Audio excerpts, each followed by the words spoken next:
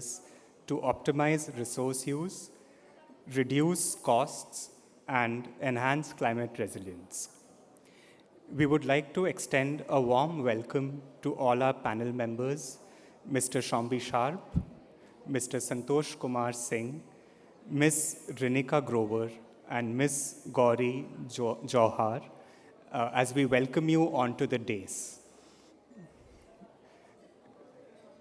We would also like to extend a warm welcome to our moderator for the session, Ms. Usha Subramaniam.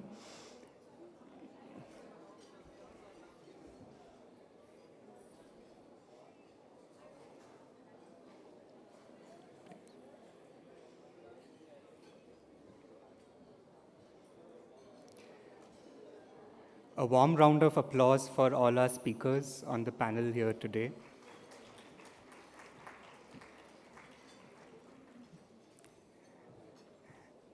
I would request Ms. Subramaniam to please deliver an address and take the discussion forward. Thank you.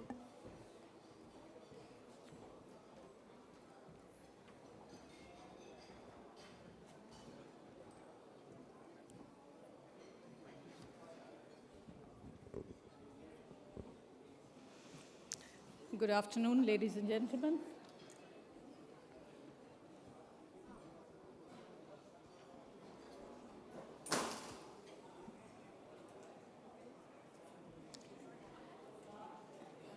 Big pleasure to be here, and the CII Sustainability Summit keeps getting more and more interesting with each passing year.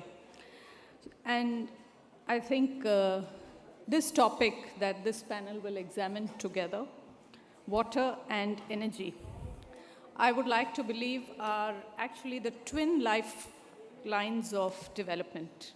One cannot exist without the other. Every drop of water that we use requires energy, whether we are moving it, treating it, or heating it, which is all the different things that we do with water. And every unit of energy that we produce consumes water, whether it is to cool, clean, or to generate. So without clean water, communities cannot thrive, and without reliable energy, really there is no possibility for economies to grow. So together, water and energy form the foundation of health, equity, and climate resilience. So when we look at it in the context of sustainability, sustainability is not just about conserving and preserving resources. It's really about understanding their interdependence. And in this regard, water and energy are not separate challenges. They present us with a shared opportunity. This year alone, in 2025, if we look at some data and statistics, energy production consumes nearly 10% of the global freshwater extraction or withdrawal, while the water sector uses up to 4% of the total global electricity.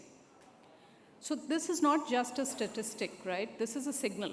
It's a signal that two of our most vital resources, water and energy, are locked in a delicate interdependent balance. And already this balance is quite delicate, and it is further disrupted by urbanization, growth of population, and unsustainable practices. If we come to India, the urgency to do something about it is even more pronounced. Over 75% of our electricity comes from water-intensive thermal power plants. Our energy sector draws 30 billion cubic meters of water annually. And like with all these big numbers, sometimes we need to contextualize it to make it relatable.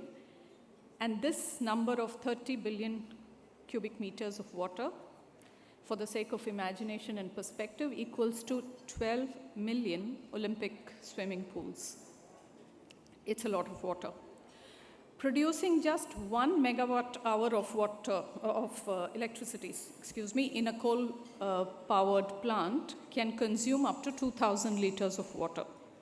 There are many instances of how a failed monsoon cycle has disrupted production quite instantly and radically. Therefore, this journey that we are currently on, the transition to clean energy, both in the production as well as in the consumption, is extremely important because of the strong way or the strong possible counter it brings to all the extreme energy and water stress that's fueled by many factors, as we know. So wherever water is used, whatever application it may be, it must, each step of that, whether it's pumped or treated or cooled, it's powered by electricity. Water supply, if we look at the municipality sector as an example, water supply and wastewater treatment actually accounts for 60% of the energy costs. The cycle is quite vicious. If we look at agriculture, which uses nearly 80% of India's water, it relies on over 20 million electric or diesel pumps. And a vast majority of these pumps are often inefficient, and their energy costs, therefore, can be up to 80% of the total life cycle cost. And with a falling groundwater level situation, there's more energy needed to extract it. So it's a vicious loop. So, and this loop is what we refer to as the water energy nexus. It's where water drives energy costs and energy drives water access. And we know in India, which has 18% of the world's population, but only 4% of the world's freshwater sources, this becomes even more important to address. If we look at water-based applications, for example, in buildings or in industry, cooling, heating, water treatment, all of them consume a staggering amount of energy. Pumping systems alone account for nearly 20% of the global electricity demand. And in India, both energy and maintenance costs constitute then a significant percent of a pumping system's life cycle costs. If we look at cooling in a building like this, commercial buildings, chilled water systems, HVAC setups, these are all among the largest energy consumers. It's estimated that by 2027, non-refrigerant cooling systems like fans and air coolers are projected to consume more energy than all the other commercial systems combined. Despite this, district cooling, which is an efficient alternative, remains underutilized, despite its potential to actually reduce energy by over 50%. If we look at heating, that's another silent energy drain. So if we look at urban, residential, or commercial buildings, water heating could account for up to 15 to 25% in some cases of the total electricity bill, especially in the colder regions, in the cooler parts of the year, and in maybe hospitality sectors. So if we, for example, take a city like Bangalore, with approximately 2 million households, the water pumping and the energy demand that comes with it is anywhere between 400 to 450 gigawatt hours per year. And this is just for domestic water supply. The corresponding energy costs is anywhere between 240 to 270 crores per year. A lot of this is invisible because it's split between municipal utilities and household booster pumps. So we did exercise in Bangalore, one of the many that we did. So most high rises, they rely on booster pumps or borewell pumps to lift water up to 6 to 15 floors. In a 100-unit complex, it was 30 to 40% of the electricity bill was due to the water pumping. Retrofitting with the high-efficiency pumps and VFDs actually directly resulted in the bill going down from 100,000, 1 lakh a month, to 65,000. So there was a 35% reduction quite immediately. And we can extrapolate this data to commercial buildings, to hospitals, hotels, and industry. So in a sense, this is the water energy nexus that we want to explore further. Every liter of water that we move, heat, or cool carries a energy price tag. And in a country like ours, where the demand for energy is growing and the water stress is deepening, we simply cannot afford to ignore this. And despite this sort of interdependence, water and energy are actually often looked at as separate elements. If we look at how these domains are, for example, looked at from policy and governance point of view, we have ministries and departments that are organized separately. There's the Ministry of Jal Shakti with water, energy is under power and MNRE.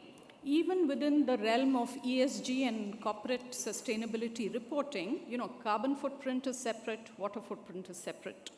It's not entirely considering the energy that's used in water treatment, as an example, or the water that's used in a cooling system, for example. Then if we look at infrastructure and technology, when we talk building designs, we often talk about energy efficiency from an HVAC or from a lighting, but don't always then look at water heating and pumping systems in the same way. Again, industrial audits, they are always not assessing the water-energy interaction. They are, again, looking at it separately.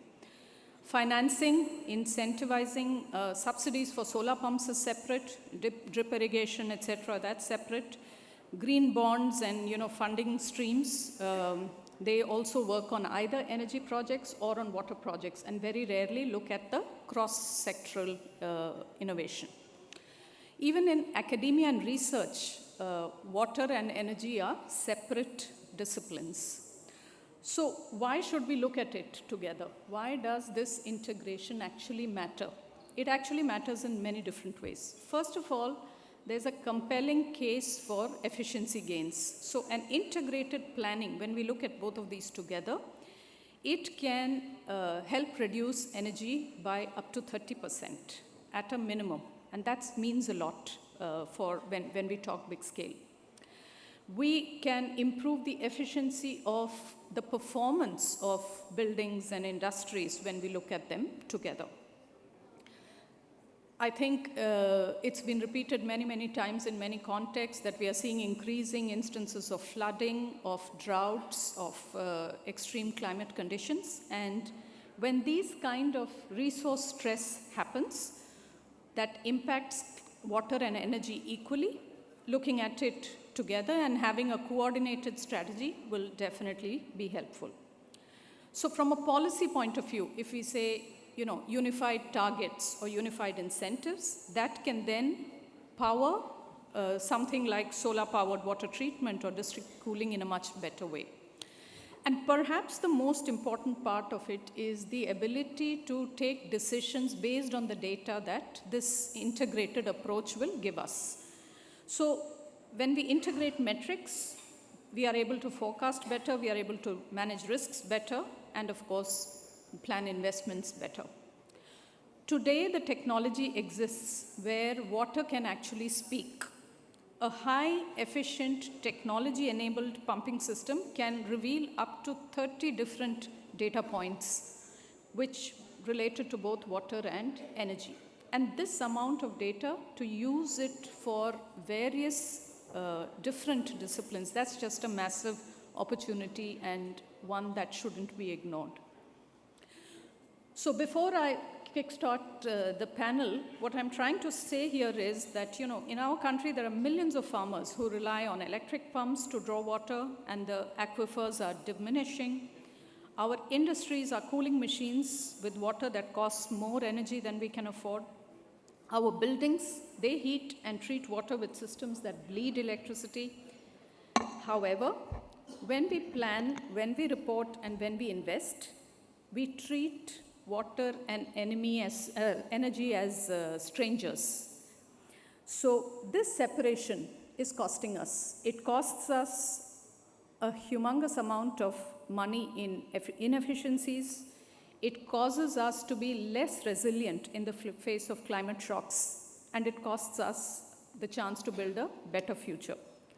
And how can we not be blind to this nexus anymore? And how can we not afford to look at energy and water in isolation? the cost is simply too high.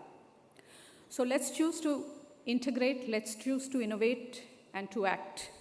And what are the different ways in which we can do it? It's not a future problem really, it's here and now. And the solution really is to go from a silo way of thinking into a more system and broader way of thinking, where the interdependence is understood, it's articulated, and it's engaged with. And towards that, we have a very distinguished panel here, and it's a privilege to host. So I'm going to move there and start our discussion.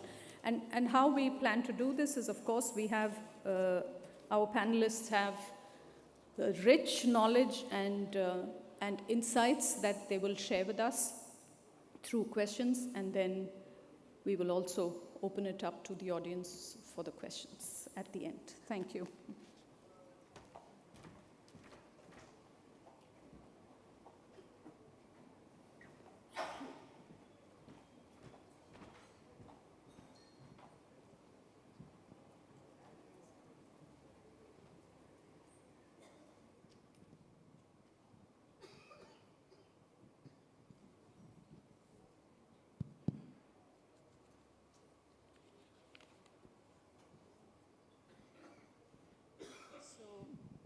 Allow me to start with you, Mr. Shambi Shah, the UN Resident Coordinator in India.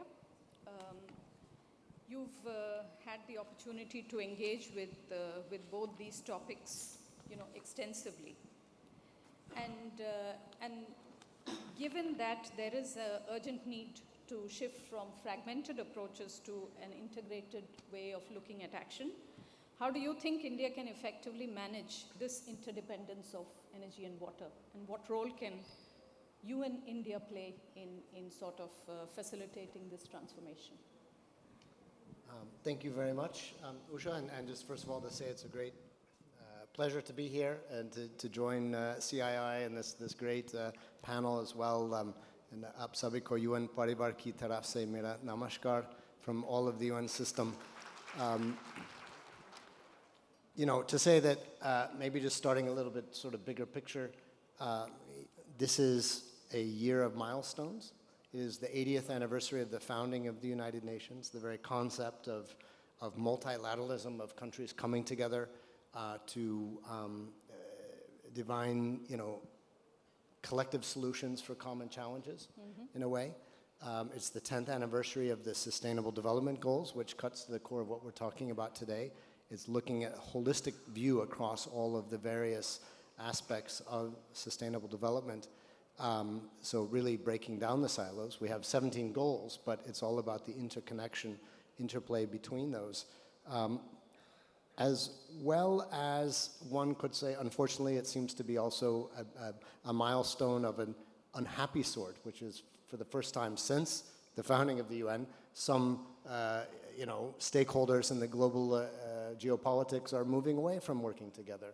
So this is a really, really important time for India's leadership, and looking specifically at the water energy nexus, and I would also add maybe food there at a certain point in time, is absolutely critical.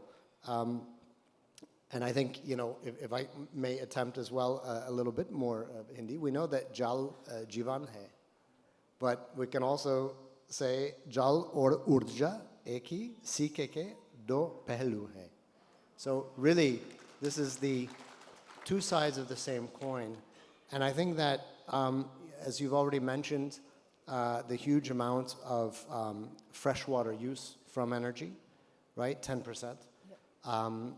At the same time, we need energy to deliver water for consumption, drinking water, for agriculture. We know that agriculture is using a huge amount of fresh water supplies as well. And that India in particular is considered a highly sort of water-stressed country, given exactly the point of having 18% or so of the world's population, but only 4% or something of the world's water supply as well. So I think now what's happening too, we've seen something that's emerged, as we know, the AI revolution, which was completely unexpected. The huge growth in demand on both energy and water is sort of hard to fathom, and it's just growing. You know, some countries are dedicating entire, let's say a majority almost components of their hydropower to data centers.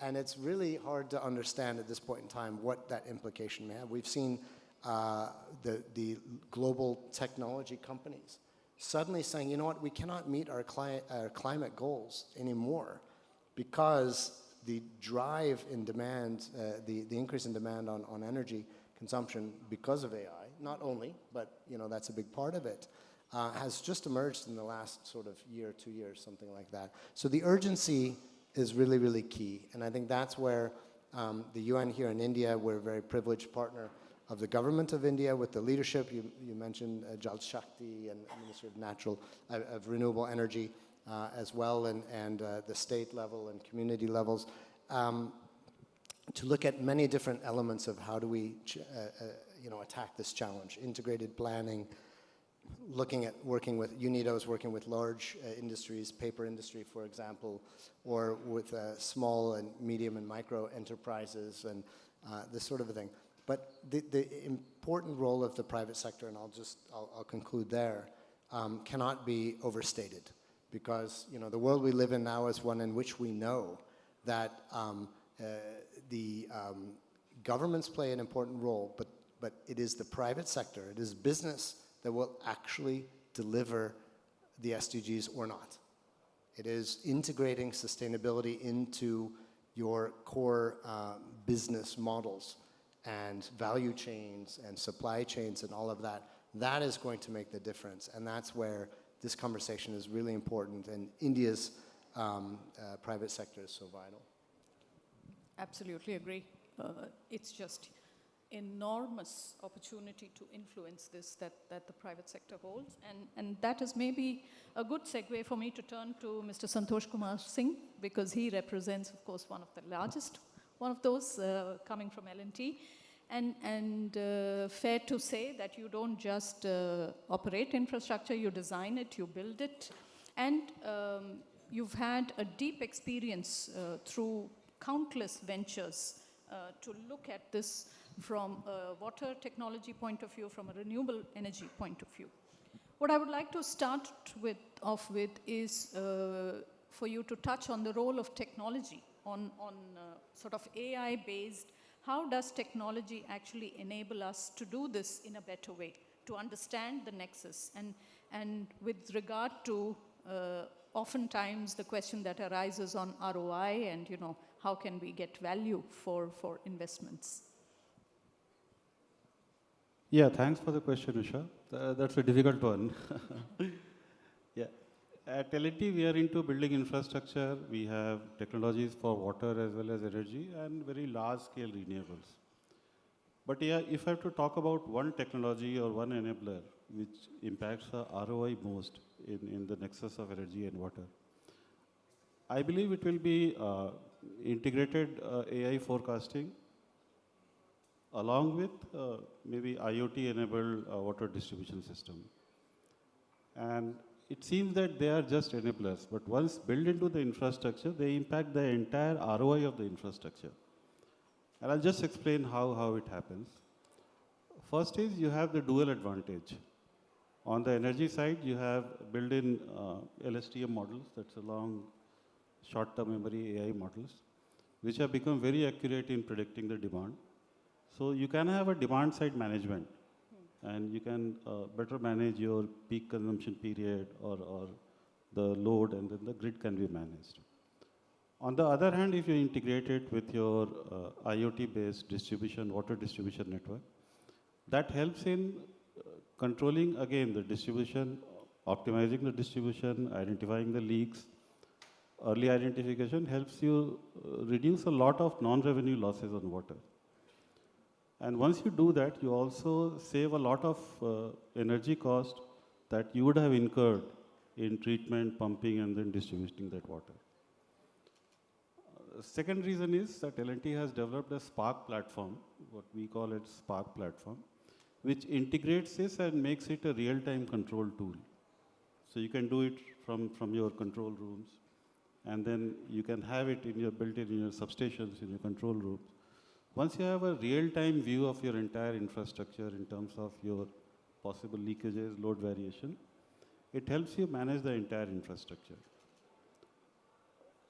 Thirdly, this is a very scalable ROI. You can replicate it in any hybrid energy and water systems. So only thing is you have to build the digital backbone, and then you can put this AI and IoT on it. So it becomes very scalable. And lastly, I believe, since you talked a lot about water, you can have a synergy with leak detection system. So these days we have AI models which you can train on ML, and they identify the leaks so early that you have a lot of time in arresting that leak, managing the network, which again saves a lot on your energy cost, which otherwise you would have incurred. So I believe it looks like an enabler of the infrastructure, but impacts the entire ROI of that infrastructure. Great to hear. Thank you, Mr. Santosh. I'm going to turn to you, Ms. Renika Grover. You, of course, represent Apollo Tyres. And I want to delve a little bit into, going from one company to the entire value chain. And can you maybe share a little bit more on, how do you work with it, not from an Apollo Tyres perspective, but also from your entire supply chain, value chain cycle on optimizing the energy water footprint? Nexus. Thank you. Greetings to everyone. So I just kind of address a couple of things. And when we're talking about the energy water nexus, you rightly pointed out, for Apollo Tyres, it's a mandate. We have to do it. We have our own, commitments in the public space. But that's not enough, because as an organization, when we look at achieving net zero, and that's what the commitment that we have aligned ourselves to, it's not possible if you have your scope 3 emissions as well. And for us, when we talk about in terms of being in the manufacturing sector, scope 3 is a significant part. It's huge. So for us, value chain is not just, it's an extended part of the business, because at some point, and some of our OEs are here, and I know there is a huge emphasis from the OEMs towards Apollo Tyres as well to align. And it's a no-brainer in that aspect, I would say. So coming back to for us, and one of the other things I can highlight over here, somewhere the legislations also drive, but we see it as an enabler. Because you see your business responsibility, sustainability reporting, where there is 2% of your overall, by value, your suppliers, you have to have assurance and all that stuff. So the first most pivotal point for us was in the value chain to have ESG-related mandate in before getting the suppliers on board. And that was the most important thing, because that's where it is.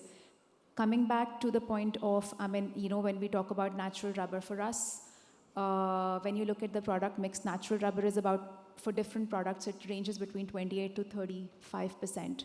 So it's very difficult at times to have all your value chain, and specifically looking, segregating into the supply chain side, to have those suppliers, specifically when it comes from marginal farmers.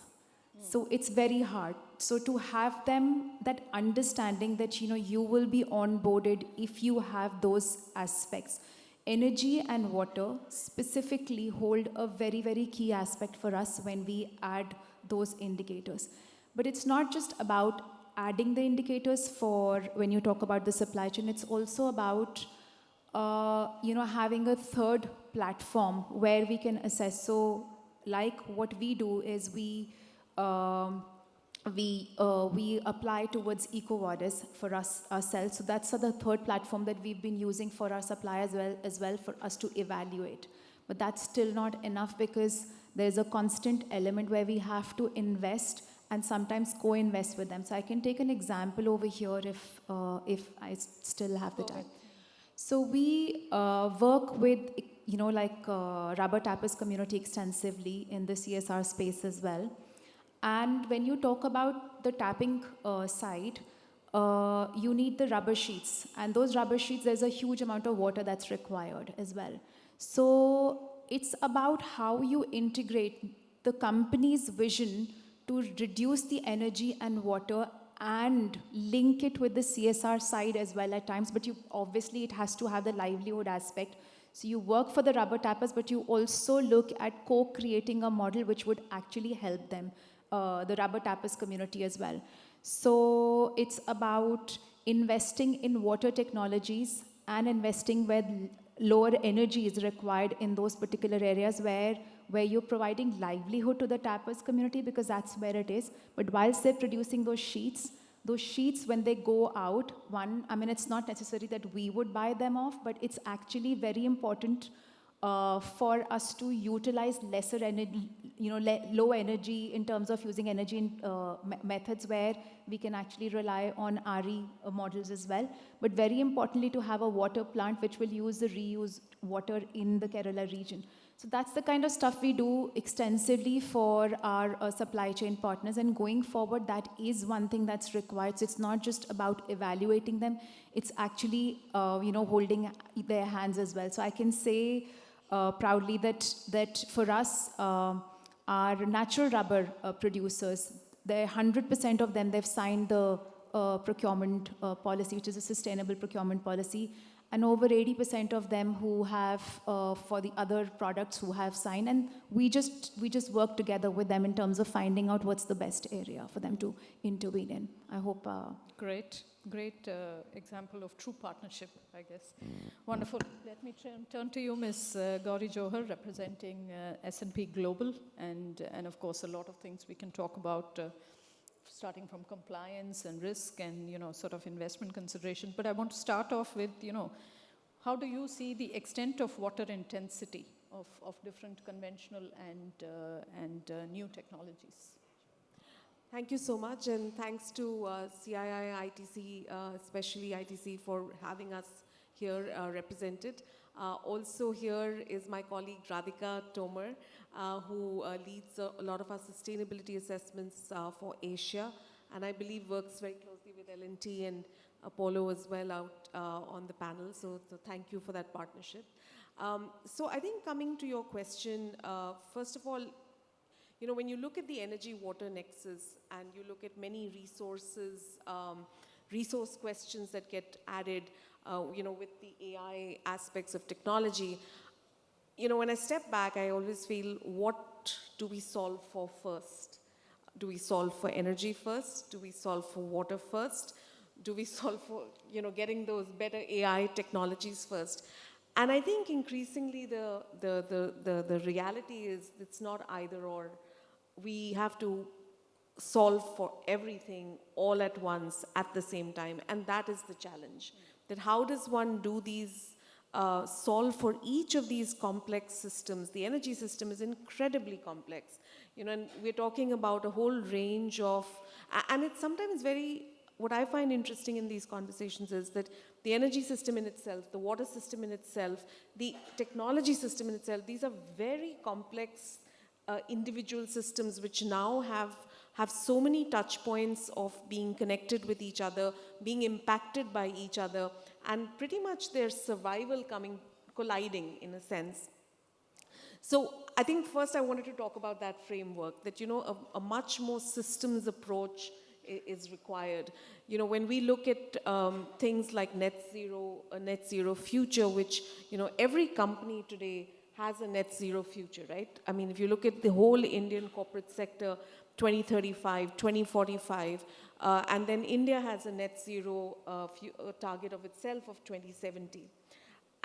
But the dependencies of that net zero future in energy are linked to water, are linked to technology. And as I think you very rightly said it in Hindi, they're both two sides of the same coin, really.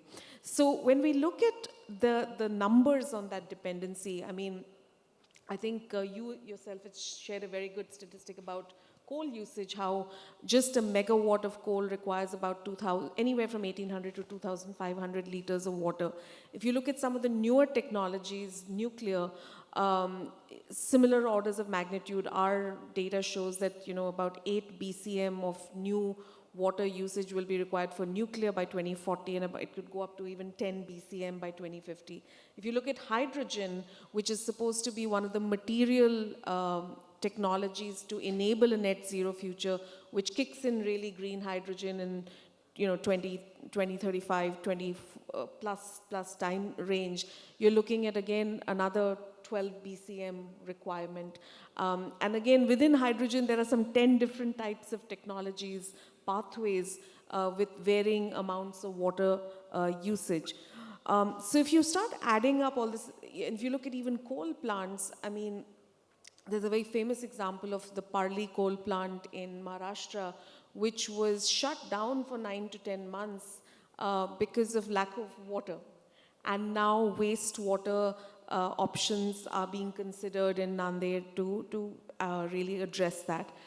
So when you total all this up, I think the statistics you had shared was that 10% currently of freshwater usage is allocated or dedicated devoted to energy use. When we look at 2030, India's freshwater demand is likely to hit at about 52 trillion liters. Of that, about 22% will be devoted to energy. And we're talking about 2030, which is 5 years away. So I think one has to have a much more systems approach. And it's important for all of us, like I come more from the energy perspective, but for all of us to leave our sector hats and understand fully those interdependencies. Very well said, Gauri. Couldn't agree more. It's not about, each one is complex in itself, but really the need of the hour is to look across. I want to turn to you again, Mr. Shambishap, and you left off what you said, with the previous question on the enormous responsibility that the private sector holds. But we do know that, when it comes to really effective ways of addressing any problem for that matter, it's really the partnership between government and private sector that makes magic happen, if I can put it like that. So in your experience with this situation of, rising water stress and rising demand for energy and water, which is really the conundrum that we are in and trying to solve for, both in India and abroad, can you sort of think of any specific integrated solutions that the UN has demonstrated, which worked with both the government and the private sector? Thank you. I mean, absolutely. Again, we have the UN Global Compact, for example, a network here in India, and that's. But globally speaking, this is the largest sort of, private sector partnership initiative, looking at how to bring private sector to, in line to support. We were talking about visions, the visions, national visions like that. Here, I think in India we see very, very important collaboration between the government setting out the policy direction, the visions. We look at the COP process, the Panchamrit targets, very, very ambitious goals, and 500 gigawatts of renewable and a number of important goals here. And you look at that and you say, okay, this is fantastic because this is India driving forward, pushing the envelope, right? But then you say, well, okay, but how is that going to happen? Because, it's only a certain percentage, a proportion of decision-making or investments, and in fact, the minority of the actual investments that will be made to achieve that goal would be public investments. So it's about setting policy directions and guidelines, incentivizing, helping bring blended finance to bear, but it really is industry and private sector who's going to be, at the end of the day, creating green jobs, making the investments that are necessary. So here we are across our UN agencies, we're collaborating with the private sector to the greatest degree possible. I mentioned UNIDO, for example, but the UN Environment Program is working with a number of different private sector entities.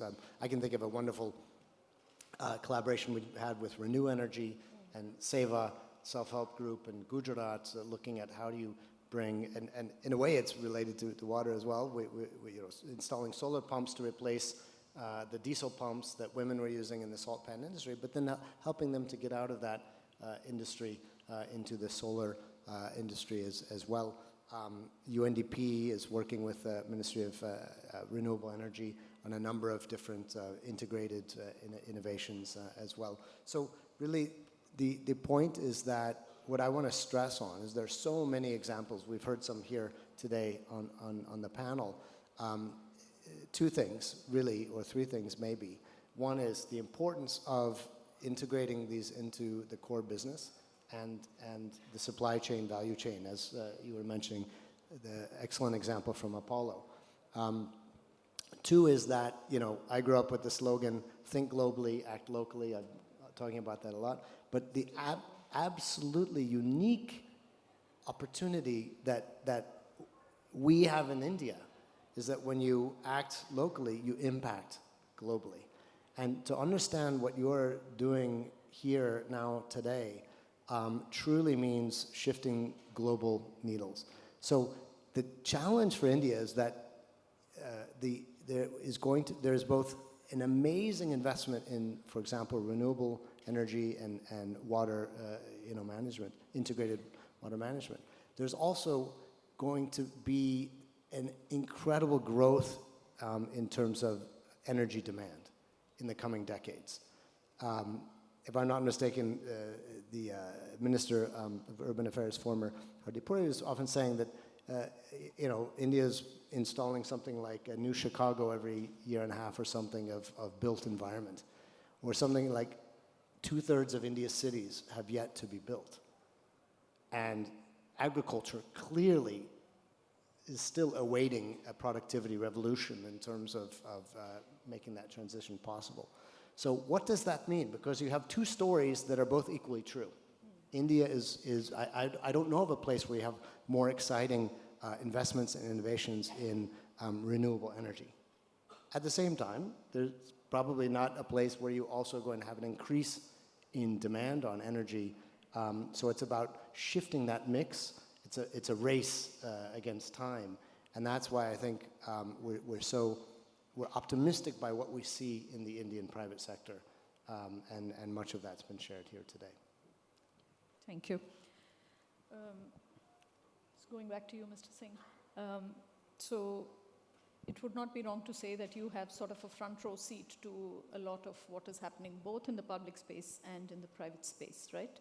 In order to nudge this more holistic way of looking at the water energy nexus, what do you think could be some of the enablers? Like, is it sort of policies? Is it more the way the project is spec'd, or is it the bidding criteria, or what? Could you throw some light on how we can sort of propel this integrated way of looking at it? Yeah, it's again a difficult one because we at L&T are generally on the other side of the table. We respond to those procurement bids, but I would try to answer that.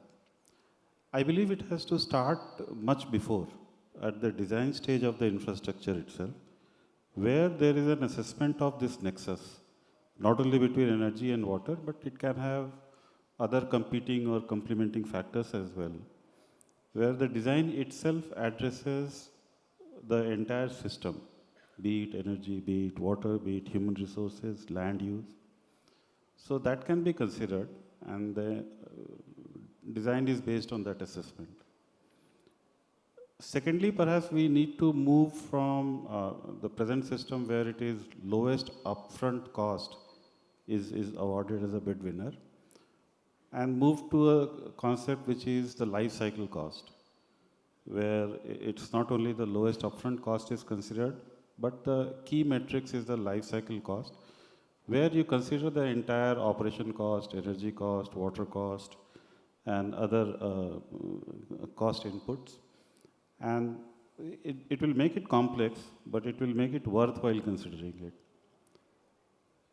There can be another mandate of having sustainable material as a criteria, where at the building stage itself you have material which are lesser on water footprint, lesser on energy footprint or emission footprint. So that can also change the entire bidding process and the life cycle impact of the infrastructure in terms of the nexus. Also, there can be a digital mandate as a part of the infrastructure building bids that anybody who puts up the infrastructure has to put an open platform digital into the platform, which is interoperable and scalable with any other infrastructure so that different digital platforms can talk to each other to optimize it on an ecosystem basis. So these are the 4 or 5 things I believe which can be done as a part of the design and bidding stage, so that whomsoever does the infrastructure may not be L&T, but it is a standardized process and standardized infrastructure across the country. Thank you. I'm going to come back to you, Gauri, and sort of zoom in on at least one of the biggest drivers of both energy and thereby water. You also touched on it, which is the growth of data centers. Yes. And that is really the single biggest driver of this, how this shapes. So please share some thoughts on that. Sure. And again, keeping, like we said before, the interconnections that, on the one hand, we're looking for solutions which are AI-driven for optimizing the energy water nexus, but at the same time, it's about how we are going to be drawing on water for, powering those AI applications.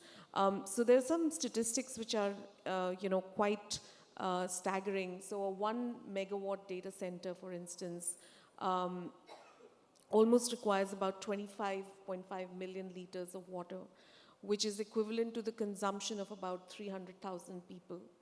And about a typical data center, say a Google data center we saw, requires about, on average, the amount of water which would feed about 3 hospitals or more than 2 18-hole golf courses.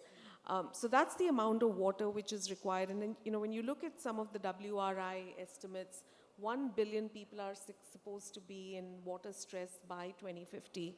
And India ranks 13 out of 17 countries in the high water stress mark. So when we look at, a lot of the partnerships that the data centers are doing, they're trying to co-locate nuclear power, and that is part of the resurgence of nuclear power. We saw in the US the 3 Mile Island nuclear power being resuscitated after it had been shut down many years back after a big disaster. We're also seeing people look at gas options, and gas being a more conventional fossil fuel end of the spectrum. So again, on the one hand, we have sustainability-linked initiatives which are taking us to find those technology solutions, utilize AI, but at the same time, and I almost call it the paradox here, that, on the one hand, a net zero future is leading us in one direction, but then the technology levers or enablers that we are calling are actually pulling us back. So that is why what we are seeing is some of the same companies are missing their emission targets. Their emissions have actually increased. So on the one hand, we're looking at very less energy intense uses and more efficiency. But on the other hand, I mean, we're, as a society, we are adopting more of AI, which is great. But at the same time, it utilizes a lot more energy. And there's one nugget of statistic which I always say, that never forget a human brain. The human brain uses just 25 watts. It's like a light bulb, right? So I think the point is we have to get very real about our targets here. We are committing to net zero futures. We are committing to emission reduction targets. But at the same time, there are all these paradoxes that what we are trying to do in energy, we are losing back in the application of technologies, because that technology has to be powered with even more energy. And that, right now, those clean technologies are not commercial, are not material enough. So there's another very interesting statistic from the energy world, which comes from Bill Gates' backed Breakthrough Technology Fund, which says that 70% of the technologies for a net zero future today are not commercial. That means that for these extra power demand, till SMRs, till small modular reactors, till we can really rely fully on clean energy, we will revert back to, gas-based power. We will revert back to maybe optimized fossil fuel-based power. So, for instance, I mean, I'll just give another anecdote to leave you with the last thought on this question, is that, we say that, okay, we pride ourselves on our EV, usage increasing, and we have targets about 30% of EV penetration. But when a grid is powered 76% by coal, how clean is that EV? It's actually an emission elsewhere vehicle, right? Yes. So I think one just has to be very clear about these paradoxes, which really make these arguments not very watertight, not straightforward. And we have to stay true and real about these. Yes, it is complex. It is no one element is waiting for the other to catch up or for the other to say, okay, let's go along. They're all moving in different paces. And that's what is the complexity. And I'd just like to re-emphasize that part which I shared before, that, what are we trying to solve for first? Yes. We actually have to solve for everything all together, all at once. Indeed. I just received a nudge from CII that unfortunately there's no time for questions from the audience, but our panelists are available and they will be more than happy to interact with you.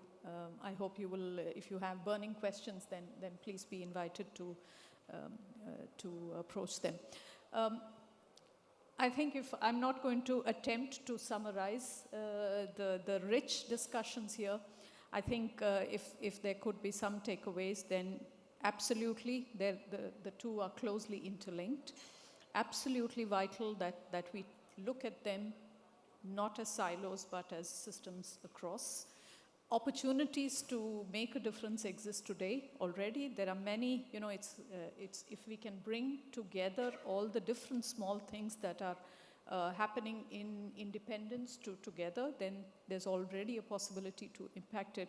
But large-scale movement requires a different kind of thinking and a different way of approaching it, simply because of the complexity that was shared.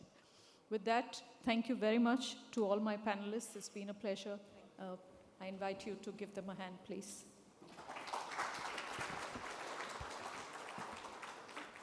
Ladies and gentlemen, with this we conclude this session. Sincere gratitude to all the speakers for making this discussion engaging and interesting. I request our speakers to step forward for a group photograph.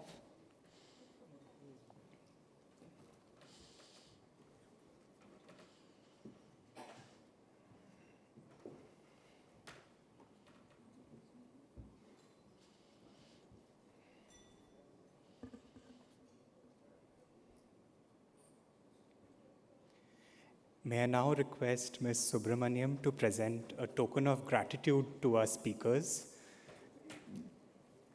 to Mr. Shombi Sharp,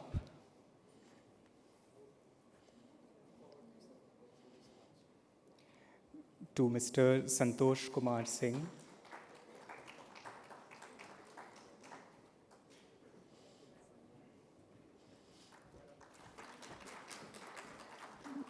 to Ms. Rinika Grover,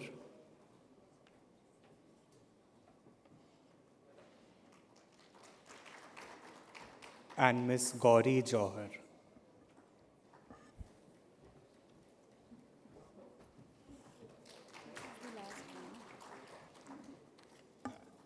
Finally, I request my colleague Praveer Deshmukh to give a token of gratitude to our moderator, Ms. Subramaniam.